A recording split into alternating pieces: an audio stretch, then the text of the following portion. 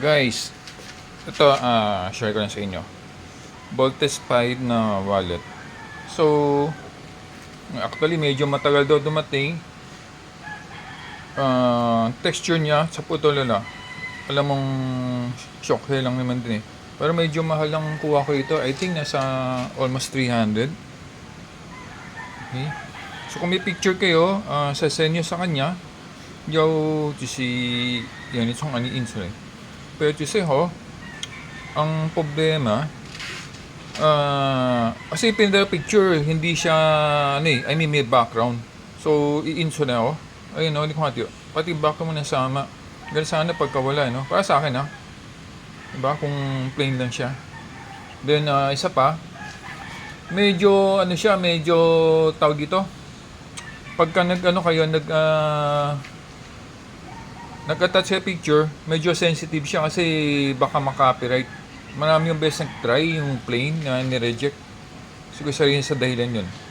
Copyright nila. Or medyo yung mga picture na, alam mo yung mga bawal. Oh. Then ito pang isa. Actually what's ay nag-upload ako, plain picture siya ng pahiga eh. Ewan ko bakit ganun lumabas. Oh. Ganda sana kung buo, no? Alam mo buo yan, pinanong kala naman ganyan, di ba? So yun lang guys ang concern ko. Then, yan, zipper niya, tama lang, hindi naman ganun ka, alam natin na saan tumagal. Then, as well, makita yung tahi niya, simple lang. So, possible, in the long run, baka magtastas. Ayun, no? Hindi pa nga na gagamit, parang ano na siya. Oh. Yun lang. Then, hindi na siya nai-expand. Ganyan lang. Kasi yung tahi niya kasi nandito. So, may dalawang lagayan. Then, isang zipper. Ano pa ba sa loob? Ayun. Sa side naman, pwede kayo maglagay ng na cards. Yun lang, guys.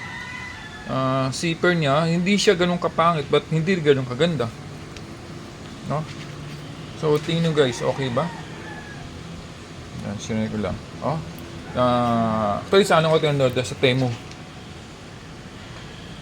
Huh? So, hindi ko sa inyo okay ba? Pagkating nyo sa malapitan, medyo crack po yung ano niya. Skin talaga ng wallet. No? Parang feel ko parang hit press eh. So, hindi ko sa inyo. Huh? Anyway, but sinunod ko lang guys. Ito siya din. Don't forget, subscribe lang kayo, marami kang makukuha guys. Abangan nyo pa yung mga next video ko.